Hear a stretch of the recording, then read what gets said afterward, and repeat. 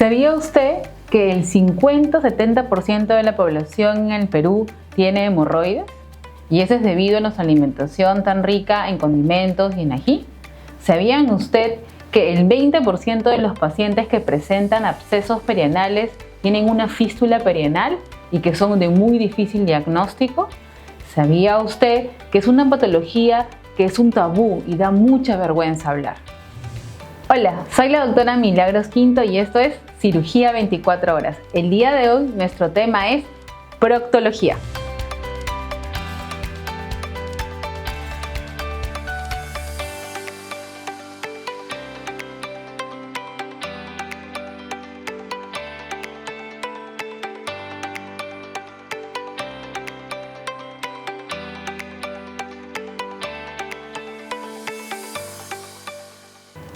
El día de hoy tenemos una invitada muy especial, la doctora María García. Bienvenida, doctora García. Muchas gracias. La doctora García quería hacerle algunas consultas. Por ejemplo, ¿cuánto tiempo usted lleva en el área de proctología? Yo soy cirujana general hace 3 años y medio aproximadamente, pero me desenvuelvo en el área de proctología 2 años. ¿Y por qué proctología? Es una especialidad que no es muy frecuente, ¿no? De repente el público no lo sabe, pero en realidad no es tan frecuente ver muchos proctólogos acá en el Perú.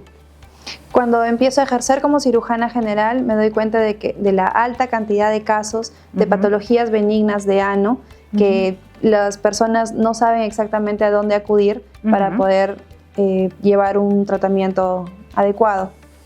Y eso me llevó justamente a capacitarme más en esa área. ¿Y qué es lo que a usted más le agrada del área de proctología? Me gusta ver la evolución positiva de mis pacientes. Me llama mucho la atención cómo cambia la calidad de vida que ellos tienen, porque es un área muy complicada, es muy dificultoso poder hacer sus quehaceres diarios con una patología en ano. Claro, y aparte hay mucha vergüenza, creo yo, ¿no? O sea, hay muchos pacientes que vienen con mucha vergüenza. No todos son abiertos a decir tengo hemorroides, tengo fístulas, tengo dolor en la zona perianal. Eso creo que también usted lo ha visto en su práctica, ¿no? Exacto. Desgraciadamente vienen algunas veces con unos casos ya muy avanzados, justamente porque no han buscado ayuda anteriormente por cuestiones de vergüenza. Claro. Y una consulta, doctora. ¿Cuál es la patología más frecuente, la que usted ve más en su consulta privada? La mayoría de pacientes van por fisuras anales, pero usualmente van enfocados en que tienen otra patología, usualmente hemorroides. Dicen, tengo hemorroides, pero en realidad cuando comenzamos con la historia clínica, preguntándole por las molestias que presentan y después con el examen físico, encontramos que en realidad son fisuras anales. Entonces, usted podría decir que, ya que no hay muchos especialistas en esa área, entonces hay como que un mal diagnóstico en muchos casos.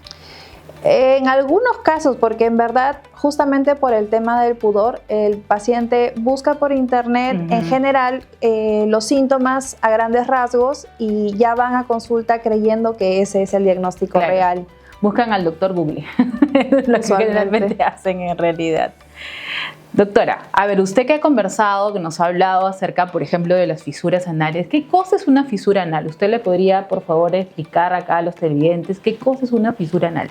La fisura anal es un corte que se desarrolla en el margen anal, muy sintomático. En realidad esa zona está altamente inervada sensitivamente, entonces un pequeño cortecito en esa área dificulta mucho el día a día de la persona, especialmente a la hora de defecar. ¿Y cómo se manejan las fisuras anales? Como les explico a mis pacientes, tenemos 3 escalones, desde el menos invasivo hasta el más invasivo. El primero es con un tratamiento médico, se utiliza cremas, un tratamiento tópico para poder mejorar los síntomas en esa área y esperar a que cierre el corte, porque la fisura es un corte, ¿no?, de esa área. El segundo escalón es el uso de químicos inyectados en la región anal para poder mejorar los síntomas también y poder evolucionar positivamente. Y el tercer y último escalón ya es la intervención quirúrgica. Claro, pero por ejemplo, ¿cuál usted considera que son los síntomas, que es lo que siente el paciente, más importante acerca de la fisura anal. Por ejemplo, aquí tenemos una fisura anal.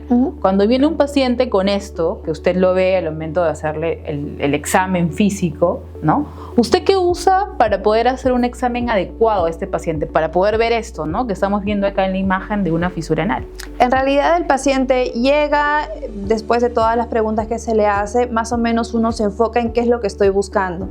La triada básica es dolor al defecar, sangrado y claro, usualmente van de la mano con defecaciones duras. Entonces deben de ustedes recordar que si ustedes piensan que tienen una fisura anal, lo característico, como dice acá la doctora García, es el dolor, ¿no? El dolor es lo más... El dolor con sangrado a la hora de defecar. Sangrado al momento de defecar. Yo creo que muchos pacientes le deben decir, doctora, siento que es una herida que se abre al momento de hacer la defecación, ¿no?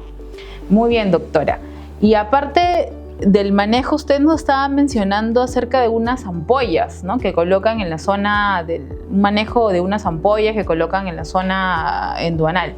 ¿Me podría como que informarnos qué ampollas son las que nos pueden ayudar? Sí, por más sorprendente que se escuche, el uso de la toxina botulínica no solamente es el tema de medicina estética, ¿no? Como es más conocido, sino también su uso en infiltraciones a nivel del esfínter anal interno, que es justamente la zona que más se contrae porque el paciente presenta un dolor intenso a la hora de defecar. Esa es como la complicación de la presencia de estos cortes. Entonces usted me dice que solamente con la colocación de toxina botulínica, que generalmente se usa más en la parte estética, como lo dice usted, puede ayudar un montón al paciente a curar estas heridas. También puede ayudar bastante en lo que viene a ser la evolución positiva de estos pacientes, pero hay que evaluarlos bien para ver quiénes son los que se pueden utilizar y en quiénes mejor esperar un poco más y después quizá o sea, ver cuál es el mejor candidato. Sí, ninguna indicación de infiltraciones o de cirugía es para todos, ¿no? Siempre es bueno evaluar bien al paciente previamente. Y dentro de las cosas que usted ve en el área de proctología, doctora, también ve acerca de los abscesos, ¿no? Yo creo que es bastante frecuente, estaba viendo lo que son los porcentajes de las estadísticas, como dijimos al comienzo. En realidad casi un 20% de los abscesos perianales se convierten en fístulas, que son otras complicaciones en la zona anorrectal. ¿Qué cosa es un absceso? Si usted le puede explicar, por favor, acá a los televidentes, ¿qué cosa viene a ser un absceso perianal? Los abscesos perianales son colecciones de pus en la región perianal, o sea, alrededor del ano. A veces se sienten como una inflamación, una bolita que va creciendo, pero que no drena. Algunos pacientes inclusive vienen diciendo que como es un bultito, es una hemorroides, y desgraciadamente no es así. Ahí es donde les doy la mala noticia de que en realidad era otra patología que se llama absceso perianal. ¿Y cómo usted maneja los abscesos perianales? Desgraciadamente, de frente hay que drenarlo. Hay una colección de pus, hay que drenarla. El tema de utilizar antibióticos vía oral o antiinflamatorios solamente me va a ayudar un poco con los síntomas, pero no es el tratamiento correcto. Y en el caso de las fístulas, que justo tenemos acá una de las imágenes, ¿cómo sabe usted que un absceso se puede convertir en una fístula, ¿no? ¿Y qué cosa es una fístula, ¿no? Al final, porque el absceso, como explicó bien usted a todos los televidentes, es un acúmulo de pus, ¿no? Pero, ¿y cómo ese acúmulo de pus se convirtió en la fístula? El absceso empieza a buscar un camino por donde drenar por su cuenta. En algunas ocasiones sí lo logra y en otras ocasiones no. Cuando hay una comunicación que se hace desde el tracto, desde el canal endoanal hacia la piel, entonces ya se hace un camino permeable por el cual ya se denomina fístula perianal. ¿Qué es lo que tenemos aquí en la imagen, no? Sí, hay diferentes tipos de trayectos. Uno que atraviesa solo un esfínter, otro que atraviesa dos, otro que no atraviesa ninguno pero se va por arriba. Entonces son varias presentaciones y de acuerdo a cada una es el tratamiento que vamos a seguir.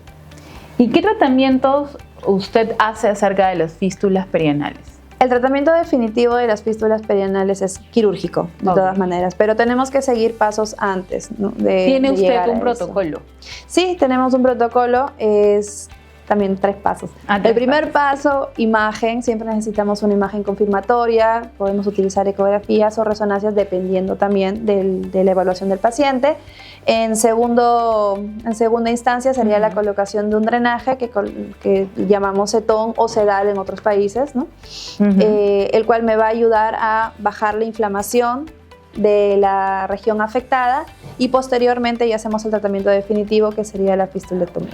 Yo he escuchado algo acerca del cetón. ¿Me podría explicar? O sea, lo que yo he visto del cetón es como un drenaje especial. Sí, es a grandes rasgos, es como un hilo de silicona. Okay. Entonces puede quedarse a través... Acá tenemos inclusive, disculpe doctora, acá tenemos inclusive un video de cómo es esto del cetón. Sí, tal cual. Atraviesa el trayecto fistuloso y se queda colocado por un tiempo prudente. Una vez más, depende de cada paciente, depende de qué clase de trayecto es, la patología y cuánto tiempo de evolución también tiene. Ah, ok. Entonces, me dice usted que primero lo que hacen en su práctica privada, cuando ve a los pacientes que tienen fístula, es hacer la colocación de un cetón. El tiempo va a depender, ¿no? Imagino del caso del paciente. Y luego, después de ese, ¿cuál sería el siguiente paso? La cirugía. El tratamiento quirúrgico definitivo.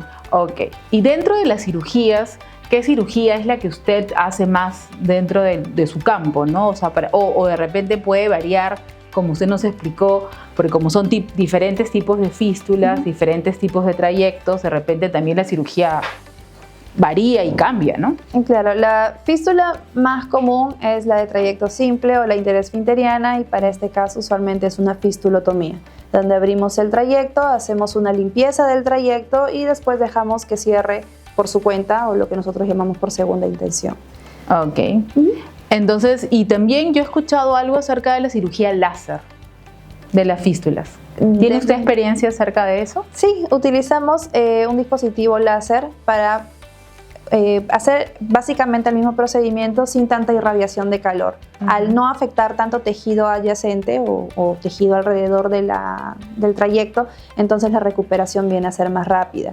Hay casos en los cuales, como los videos que a veces colgamos en nuestra página, que colocamos el láser que quema en 360 grados todo el trayecto, lo vamos retirando, pero son ciertos casos en los cuales sí va a tener una evolución favorable y ya no va a haber recidivas, o sea, ya no va a haber otros trayectos nuevamente.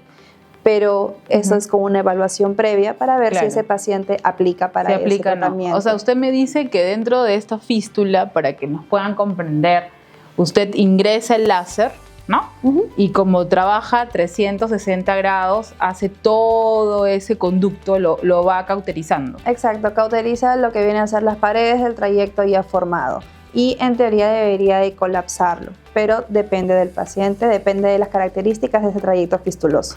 Ok. Y acerca, por ejemplo, de la radiofrecuencia, ¿usted ha trabajado con radiofrecuencia, doctora?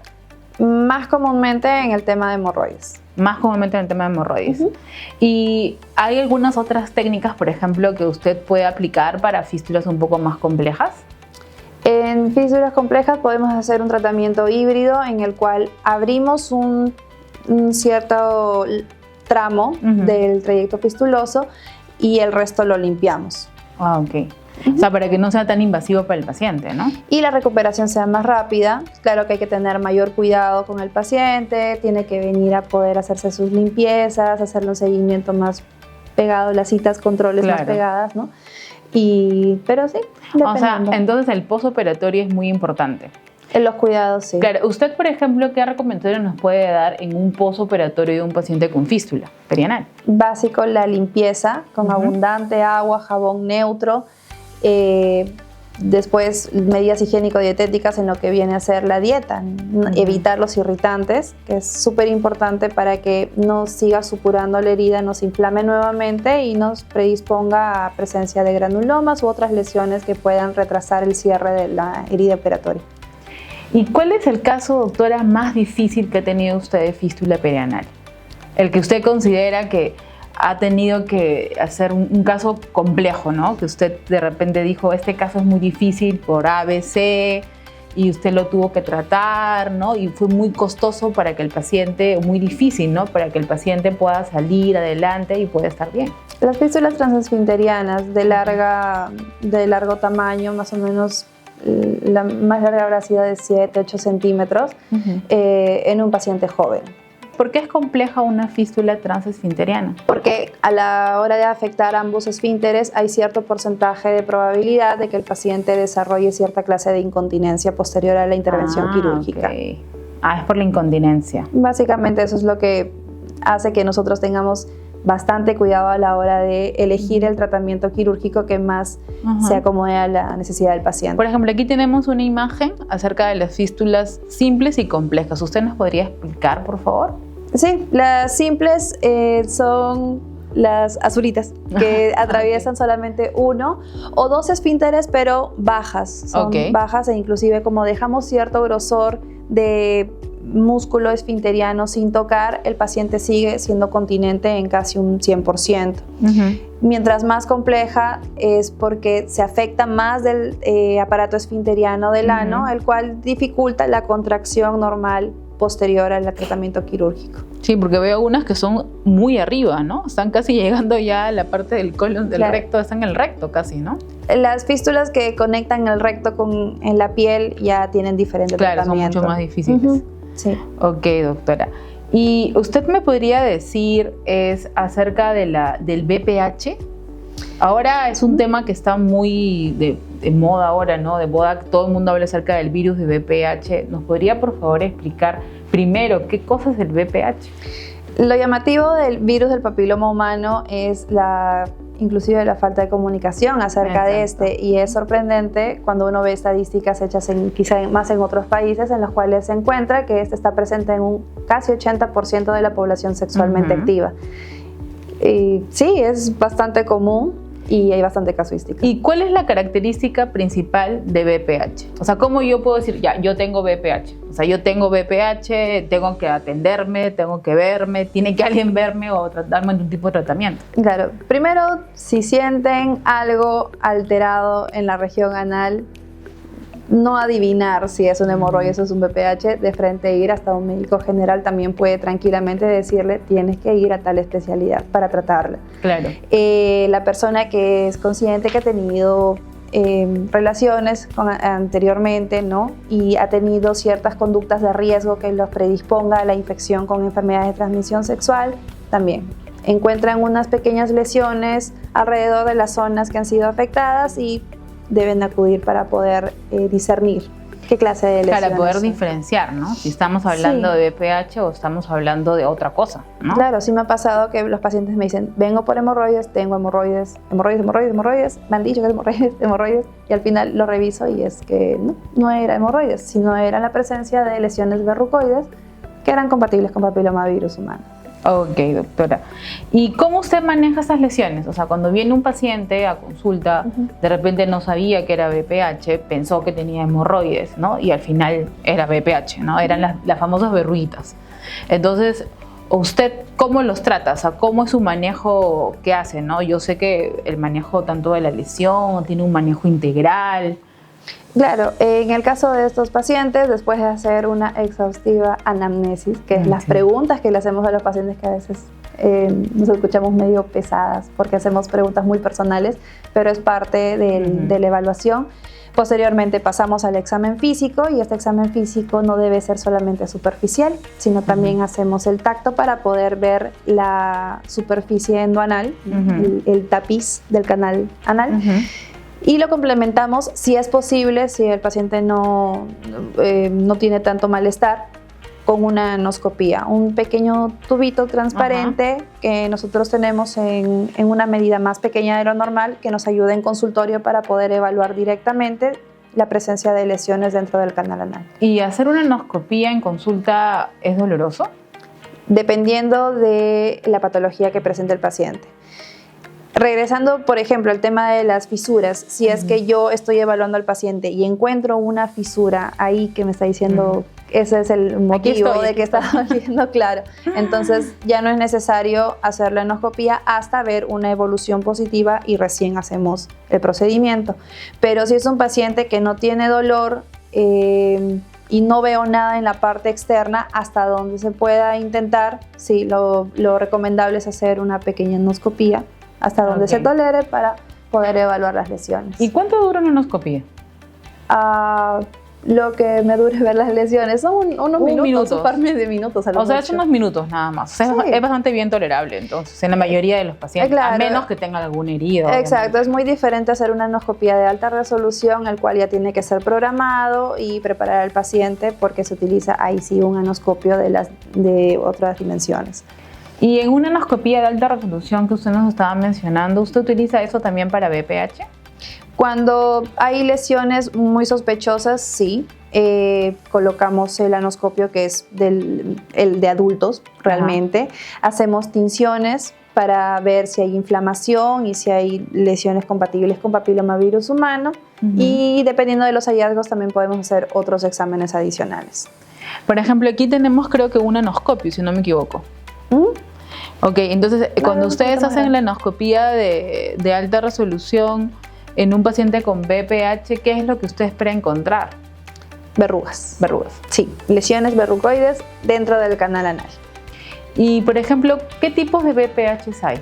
Hay dos clases, son varias familias, se agrupan en dos grupos. Las de alto riesgo de degeneración en cáncer y las de bajo riesgo de degeneración en cáncer. Ok, entonces estamos hablando que el BPH nos puede provocar cáncer. Es una de las causas más comunes de cáncer de ano. Ok, entonces, ¿y cómo usted lo detecta? ¿Solamente con la anoscopía o hace algún otro examen adicional? Sacamos una muestra para poder mandar al laboratorio y el laboratorio, aparte de decirnos qué familia de papilomavirus humano es, si es que ve alteraciones en las células, lo manda a hacer otro examen adicional en el cual se ve si es que hay alguna displasia o lesión premaligna, o también, si es necesario, hacer una biopsia, sacar una lesión, mandar la anatomía patológica y que lo ven en el microscopio y nos digan si es que es una lesión premaligna o un cáncer. Entonces estamos hablando que los pacientes que tienen BPH, ellos deberían hacerse entonces una anoscopía. Es como que una mujer nos hacemos nosotros un Papa Nicolau o nos hacemos una colposcopía, ¿no? Que es algo parecido como lo que usted me está mencionando, pero en la región del ano. Exacto, de 6 meses a 1 año por lo menos en hacerse seguimientos, ¿no? En hacerse una revisión. Ok, perfecto, doctora. Y bueno, ¿y si tengo la lesión, qué hago? Ya me hizo los exámenes, de repente salió que tenía de bajo riesgo, ¿no? Que es lo que se desea. ¿Y qué hago con mi lesión? ¿Cómo usted las trata? Claro, como vemos en la clínica proctológica lo que vienen a ser lesiones benignas de ano, hemos descartado el hecho de que esté creciendo una neoplasia, estamos con una enfermedad benigna, lo que tendríamos que hacer es cauterizar las lesiones. Ahora, ¿qué método vamos a utilizar? Hay diferentes maneras, podemos hacer una limpieza con ácido o podemos hacer crioterapia o podemos hacer la cauterización completa que es con calor, con el electrocauterio, dependiendo del paciente, dependiendo de la patología, dependiendo de la presentación de la enfermedad. ¿Y también usa láser para poder, porque yo he visto que también usan láser para poder hacer la cauterización de las lesiones? En algunos casos sí, pero justamente es para no irradiar tanto calor alrededor de la lesión. Okay. Sin embargo, algunos pacientes vienen con una idea de un láser que han visto para otros tratamientos y se confunden en qué es lo que vamos a utilizar. Entonces, por eso siempre es bueno explicarles, ¿no? De que el láser, no todos los láseres son iguales, no trabajan de la misma manera. No todo es igual. No todo es tienen las mismas aplicaciones. Exacto, no tienen la misma aplicación. Ok, doctora. Y entonces, a ver, terminando acerca de hablar de lo de BPH, ¿usted recomienda las vacunas de BPH? Sí, definitivamente. Son 3 vacunas que se colocan de la primera a la segunda en un espacio de 2 meses, de la segunda a la tercera en un espacio de 4 meses. Protegen ahora contra las 9 cepas más prevalentes de alto riesgo, que son a las que más le tenemos miedo, ¿no? Le queremos evitar. Y disminuyen un 60% la reaparición de condilomas en caso de los pacientes que hacen la enfermedad visualmente, ¿no? Con la presencia de condilomas. Ok, ¿y usted, por ejemplo, considera que todos nos deberíamos vacunar? Grandes, hombres, mujeres, niños, ancianos. ¿Usted qué considera? ¿Cuál es el criterio más adecuado para poder vacunar a una persona? La población sexualmente activa. Principalmente, ¿no? En general, porque la vacuna está dentro del esquema de vacunación de niños, pero solamente se le maneja a los niños. Y hay personas que ya tienen más edad y que piensan de que no, yo ya pasé esa edad. No.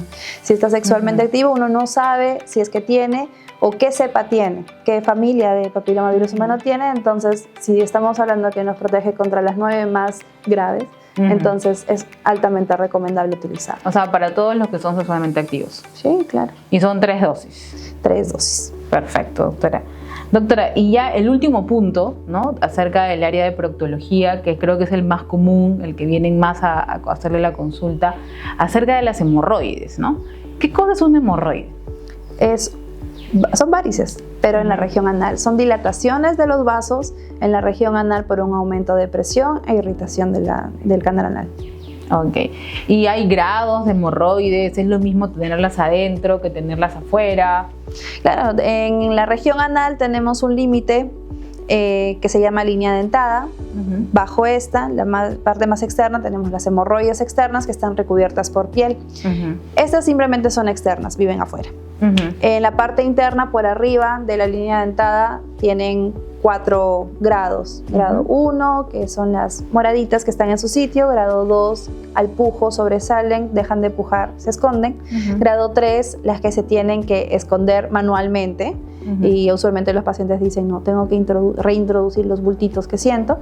Y el grado 4 son las que están prácticamente todo el tiempo fuera, pero recubiertas por mucosa. ¿Y qué tratamiento le hace a cada una de ellas? Claro, dependiendo del grado, ¿no? Podríamos, primero, tratamiento médico. Utilizamos venotónicos, con cremas. Otra opción viene a ser la microespuma. Ah, la microespuma. ¿Qué cosa es la microespuma? Es infiltrar un líquido esclerosante que ocluye el vaso, lo necrose y eso genere de que no haya esa dilatación. También tiene hasta cierto límite, ¿no? Para poder utilizarlo. ¿Y es efectivo? Sí, pero no se puede utilizar solamente en una sola aplicación. Usualmente son entre 3 a 5 colocaciones con un espacio de más o menos 2 semanas, dependiendo de la evolución del paciente. Es un procedimiento, imagino, no invasivo. Hay que hacer una infiltración, de todas maneras hay la inserción de una agujita en cada paquete. Igual tenemos que tener los cuidados debidos posteriores a la intervención. Y en su experiencia, ¿qué porcentaje de éxito tiene con la microespuma? Lo he utilizado en pocas ocasiones.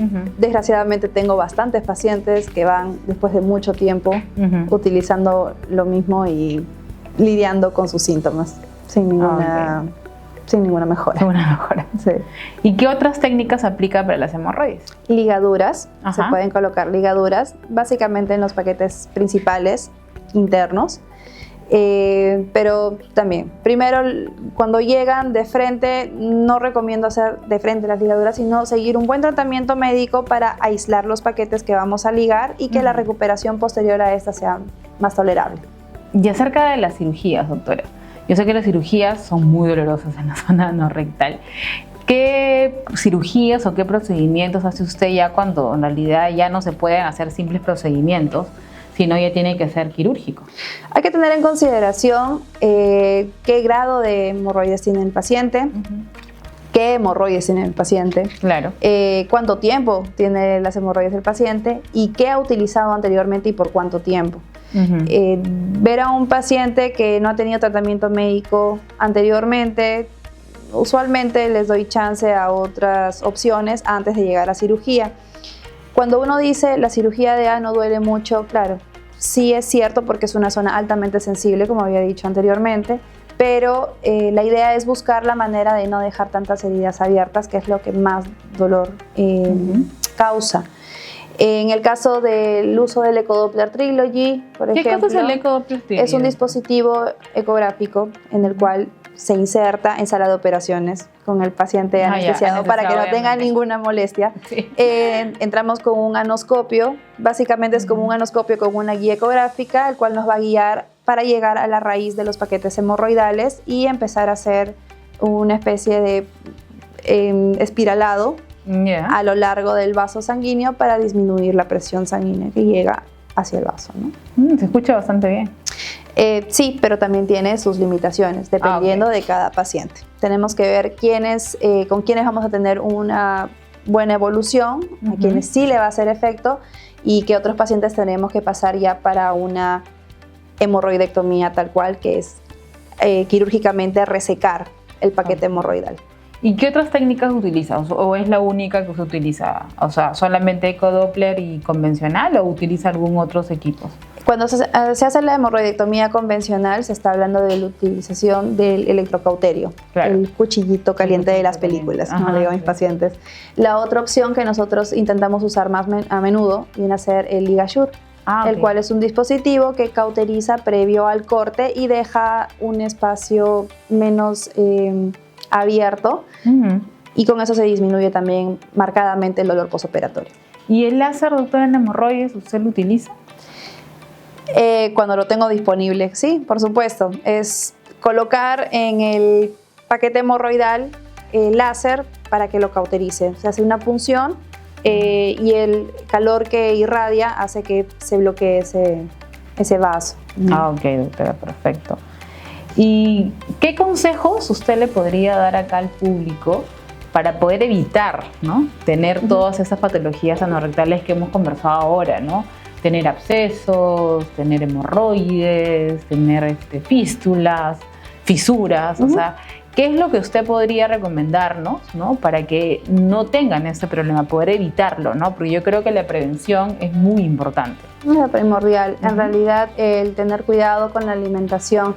Ningún extremo es bueno, ni el paciente estreñido va a sufrir por dolor, puede generar fisuras o puede generar un aumento de la dilatación de los vasos hemorroidales, y el paciente con diarreas va a presentar mayor irritación y eso también lo predispone a heridas y síntomas en la región anorrectal. Entonces, tener una buena cantidad de consumo de fibra, de preferencia soluble, en la dieta del día a día, eso nos va a ayudar a manejar de mejor manera lo que vienen a ser las deposiciones. Aparte de eso, evitar estar sentado mucho tiempo o utilizar cojines tipo picaroncitos, rodetes, para mantener una buena temperatura en la región anal y que no nos interrumpa el trabajo, ¿no? Porque hay que trabajar. Sí, hay que trabajar. No podemos cambiar el trabajo, definitivamente. Y bastante hidratación. Por más que uno coma mucha fibra pero no se hidrate correctamente, las deposiciones no van a tener la consistencia debida para evitar justamente estas patologías. Estamos en nuestra secuencia Mito o Verdad. El día de hoy con la doctora María García en el área de proctología. Vamos a ver todos los mitos y verdades que ustedes pueden haber escuchado, haber visto en Google, o de repente que la abuelita les contó, o de repente algunas cosas como chismes, ¿no?, que de repente ni siquiera son verdad. Y la doctora está aquí para poder aclararlo. A ver, doctora, comenzamos con VPH, el virus del papiloma humano. ¿Mito o verdad? ¿El VPH solamente afecta a mujeres? Es un mito. El papilomavirus humano puede afectar tanto varones como mujeres. Exacto. ¿Usted ha visto VPH en niños? ¿Puede existir VPH en niños? Podría existir por el hecho de ser humanos, pero esperemos no. Esperemos que no. ¿Mito o verdad? ¿Todas las infecciones de VPH causan cáncer? No, es un mito. Hay familias de VPH que son de bajo riesgo de degeneración en cáncer y solamente hacen la presentación de condilomas. Y hay otros de alto riesgo de degeneración en cáncer que desgraciadamente sí hacen una neoplasia y eso tiene que seguir su tratamiento pertinente. Y usted, doctora, lo que hace es trata básicamente las lesiones que no son cáncer. Exacto, las lesiones benignas, porque hay una especialidad que se encarga de la parte maligna. Claro, que viene a ser la oncología. La cirugía oncológica. Exacto. ¿Mito o verdad, doctora? ¿Las vacunas contra el VPH no son seguras? Mito, son seguras y son recomendables, altamente recomendables. ¿Cuál es la vacuna que ahora se debería colocar el paciente con VPH?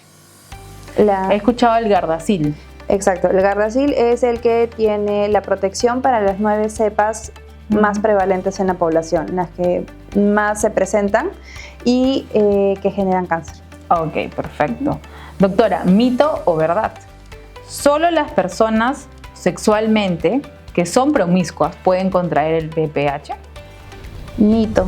Nadie sabe el pasado de la pareja. En realidad, uno se puede llevar muchas sorpresas. Por eso es que la prevención es lo más importante, ¿sí o no, doctora? Piensa el mal y uso de acertarás. preservativo. Exacto. Piensa mal y acertarás. ¿Mito o verdad, doctora? Si tienes VPH, ¿siempre lo tendrás? Sí, verdad. Es un virus que se queda dentro de la persona afectada, pero depende de su inmunidad, qué tan protegido está, ¿no? Para que no haga la enfermedad o la presencia de condilomas o la degeneración en una patología neoplásica. Muy bien. Ahora vamos a hablar acerca de los mitos y verdades de las fisuras anales. ¿Mito o verdad, doctora? ¿Las fisuras anales siempre son causadas por estreñimiento? Mito. Hay diferentes traumas que pueden ocurrir en la región anal que degeneren una fisura anal. Por ejemplo, ¿una diarrea te puede generar una fisura anal? Las diarreas también, porque irritan tanto el canal anal que a la primera deposición posterior que salga puede hacer un daño.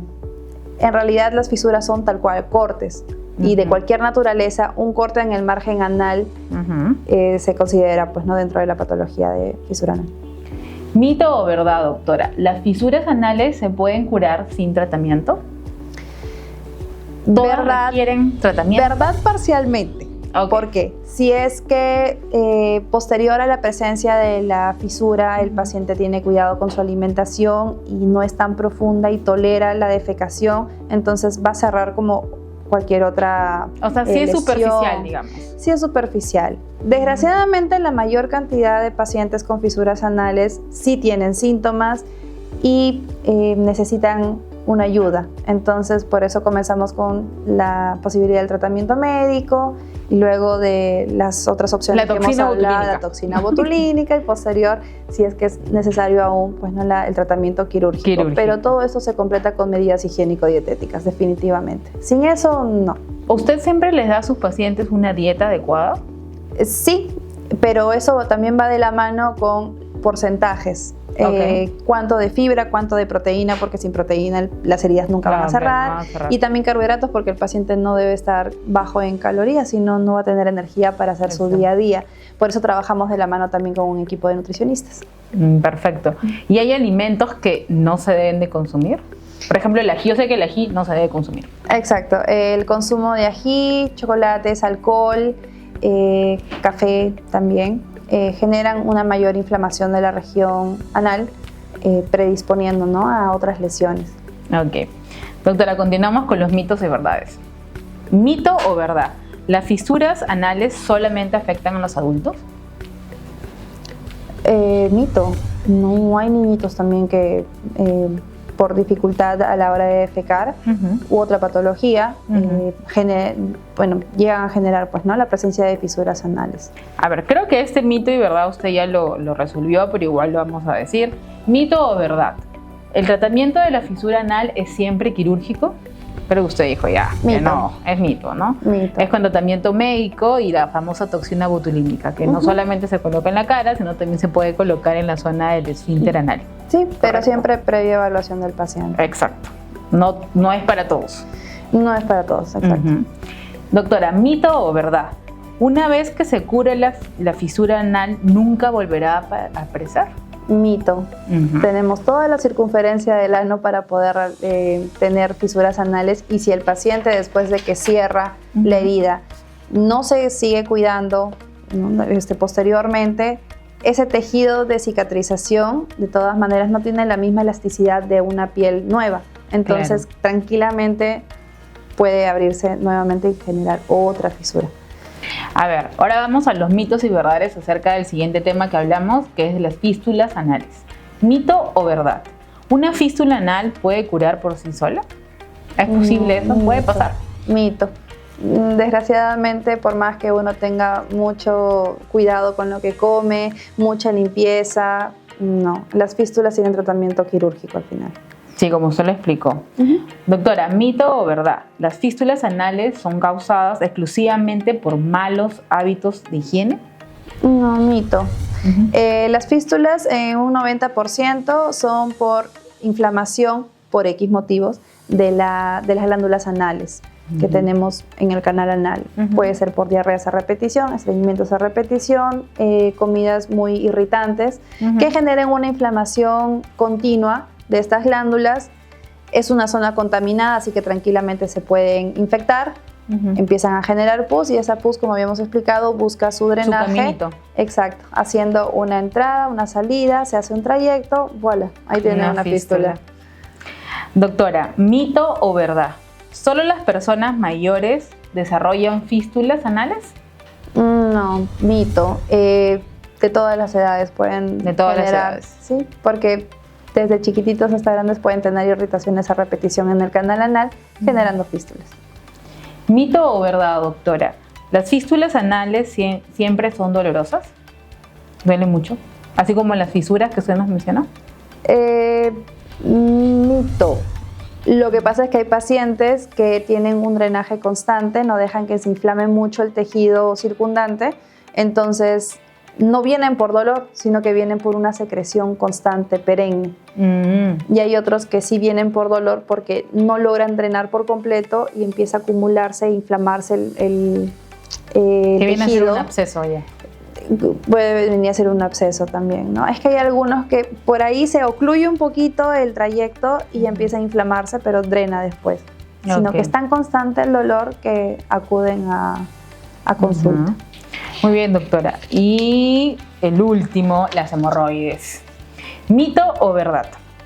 Doctora, ¿solo las personas mayores pueden desarrollar hemorroides? Mito. Bastantes pacientes de diferentes edades hemos tenido con patología hemorroidal. ¿Cuál es el paciente más joven que ha tenido usted? Yo, como soy cirujana general, atiendo adultos. Entonces, ¿A partir de qué edad más o menos usted? Yo veo desde los 14 años. Sí. Es considerado ya adulto, ¿no? A partir de los 14 años. Bueno, sí, claro. Desde los 13, 14 años, porque ya no requieren el tratamiento por medio de cirugía pediátrica. A eso voy. Ese es el punto de corte, básicamente. Pero en mi práctica he visto adolescentes, más adultos, eso es cierto. Pero el más joven, así que yo haya visto, me parece 17 años aproximadamente. Jovencito. Sí. ¿Y por problemas hemorroidales o por otro tipo de patología? Por antecedente de estreñimiento, sedestación prolongada, los que estudiamos mucho.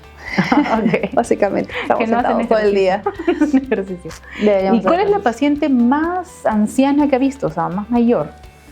80 y tantos por ahí, sí. Sí. ¿Y era una paciente que era postrada o podía valerse por sí sola? Era dependiente parcial. Sí, necesitaba un poco de ayuda, pero sí podía movilizarse. Perfecto. Doctora, ¿mito o verdad? ¿Sentarse en superficies frías causa hemorroides? Mito. Es básicamente la inflamación de la región anal, pero no se relaciona a la superficie. No, en realidad no. O sea, podemos ir a la sauna tranquilas. Si es que tengo la predisposición a que he tenido algún episodio anterior, mejor evitarlo, porque la temperatura de todas maneras puede afectar. Pero no el frío. No, el frío usualmente no. Es más, los baños de asiento que se le sugiere a los pacientes debe ser con agua tibia a un poquito fría, justamente para bajar la inflamación. Perfecto. ¿Mito o verdad, doctora? ¿Todas las hemorroides son dolorosas? Mito. No todas. Y en realidad eso es lo que le digo a mis pacientes. Hay que atacar a las hemorroides que nos dan síntomas. Las que no nos dan síntomas, hay que observarlas, hacerle seguimiento y no dejar que progrese. Perfecto. Doctora, ¿mito o verdad? ¿Las hemorroides siempre requieren cirugía? Mito. No. Tenemos diferentes escalas de tratamiento para las hemorroides. ¿Tienen protocolos ustedes para poder hacer eso? Exacto, pero dependiendo del grado en el que estemos hablando. Desde lo menos invasivo hasta la cirugía, que sería lo más invasivo. Y la última, doctora. ¿Mito o verdad? ¿Las hemorroides son permanentes? ¿No desaparecen nunca? Mito con verdad, en realidad, porque el paciente que ya ha tenido enfermedad hemorroidal y ya se trató, la mayoría de veces piensan que ya están libres de todo y vuelven a un estilo de vida muy irregular, a un consumo de irritantes muy frecuente, se descuidan y de nuevo tienen por ahí alguna dilatación de un paquetito residual. Y bueno, doctora, para terminar, ¿qué es lo que usted nos recomendaría para que estos problemas no sucedan? Aparte del cambio de estilo de vida que usted ya nos dijo. Básicamente medidas higiénico-dietéticas, coman fibra. Siempre les digo, coman fibra, hay que tratar de engañar al estómago, engañar a la mente y mezclar, ¿no? Las opciones, ayudarse con un nutricionista, por ejemplo, que es el especialista en hacernos, pues, ¿no? Que sea un poquito más llamativo la ingesta de los alimentos que necesitamos para evitar estreñimiento o diarreas en todo caso. Doctora, y para terminar, ¿dónde la podemos ubicar, doctora? ¿Dónde, si nosotros tenemos algún problema de hemorroidal, sospecho ya con toda la explicación que nos ha dado usted, que tengo una fisura tal vez, ¿dónde lo podemos ubicar usted? Bueno, yo actualmente hago mis prácticas en la Clínica Proctológica de Lima. Los vamos a atender con mucho cariño y paciencia. Muchas gracias, doctora. Muchas gracias. Ha sido un gusto tenerla como una entrevista con este tema tan interesante, en realidad acerca de la proctología, acerca de tantas patologías que uno ni siquiera sabe que las tiene en la zona anal rectal, pero las tiene y existen. Y qué bueno saber que tenemos especialistas altamente capacitados como usted. Muchas gracias. Gracias a usted. Y esto es Cirugía 24 horas con el tema de proctología. Estoy segura que ha sido un tema muy interesante para ustedes. Hemos tocado tópicos acerca de fisuras anales, hemorroides, fístulas, abscesos también. Y nos esperamos en nuestra próxima entrega.